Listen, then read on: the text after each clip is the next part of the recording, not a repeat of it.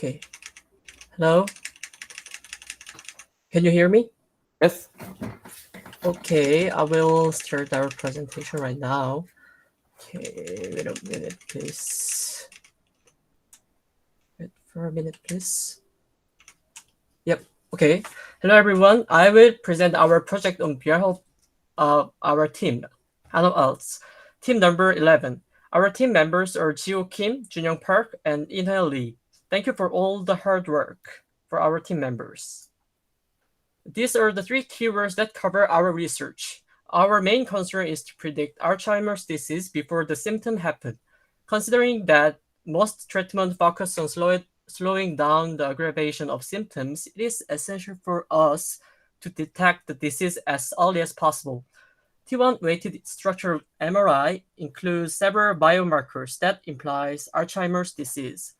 T1 weighted MRI has three dimensions in nature.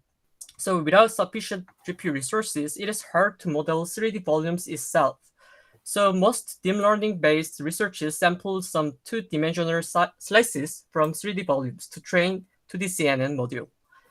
In our research, we tried to do anomaly detection using 3D volume itself, giving some advantages in volumetric information. Integrating state-of-art 3D GAN models with anomaly detection framework, we tried to get the best volumetric information out of it. Let me firstly introduce the main idea of our research. Previous deep learning approach for Alzheimer's prediction focused on solving the classification problem. Here, mild cognitive impairment is known as intermediate form of Alzheimer's disease. Okay, this is that is, we use the prescription by the doctor as ground truth. However, it is so symptom-based that it has some possibilities for bias. Plus, it is hard to tell the difference between the subjects that fall into the same classes. We should consider that same people prescribed with Alzheimer's disease can be located in the wide spectrum of severity. So, we try to define the problem as predicting continuous measure. If we can provide reliable scores representing the progress of Alzheimer's disease, the measure can be informative biomarkers for Alzheimer's disease. Our approach is different from regression problem because we do not have any other scores for the training. Then how can you get the scores for the individuals? We can find the answer in supervised anomaly detection. These figures show high-level architecture of our framework. We adopted basic architecture of app and again for our 3D GAN tasks. We trained our GAN models with healthy normal brain that does not have Alzheimer's disease. During the training, we trained three components: encoder, generator, and discriminator. As we learned in this lecture, generator and discriminator compete with each other to make more realistic images. Plus, encoder tries to extract the meaningful embedding from the original images. After training, we freeze the three network and put them into the anomaly detection framework. After passing the encoder and generator in a row, the original brain and reconstructed brain is passed into discriminator to tell how realistic they are. AR is called image distance, and AD reveals the quality of reconstructed images. By summing up two measures, we can get anomaly scores. If we put some brains that belongs to the normal brain, the model will show better performance in reconstruction and better image quality. However, if we put the brains that have some anomalies, it will output bigger anomaly scores. Excluding complicated math, I will easily explain the mechanism of our first model. We firstly put the real images to the encoder to get an embedding for the images, and the embedding ZE is trained to be mapped into Gaussian distribution, ZR, which is very similar idea to the variation autoencoder.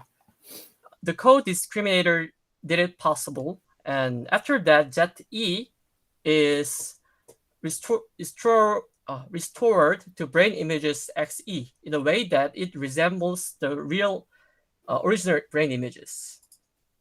CC GAN is more recent version that improved the weakness of alpha GAN. It removed co-discriminator and instead imported cycle-like structure. The brain slices in the left side is reconstructed images from the image on the left side. Because the real images are from the normal control group, you can find that it is hard to differ two images. This is box plot of anomaly scores over 3 classes. The 3 boxes are somewhat overlapped, but showed significant differences in range and mean. We compared our model with ML baseline and 3D CNN classifier. Compared to other model, CC again with FN again showed higher performance in most cases. And the remarkable thing is that it showed comparable performance compared to the other baseline models. In particular, in classification between CN and MCI, it showed the highest performance in AUC. So considering that we do not have enough time for hyperparameter tuning, we expect that the model can result in higher performance. Yeah, so thank you for listening to my presentation. Okay, thanks. Any question?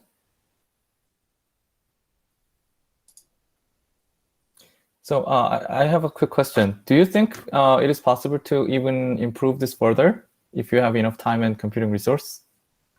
Yes, it is, because when we trained our model, it seemed that it is somewhat overfitted to the training data set. So it seems that it has some limitations in predicting the unseen data set, but we can add some more layers to make it adjust to the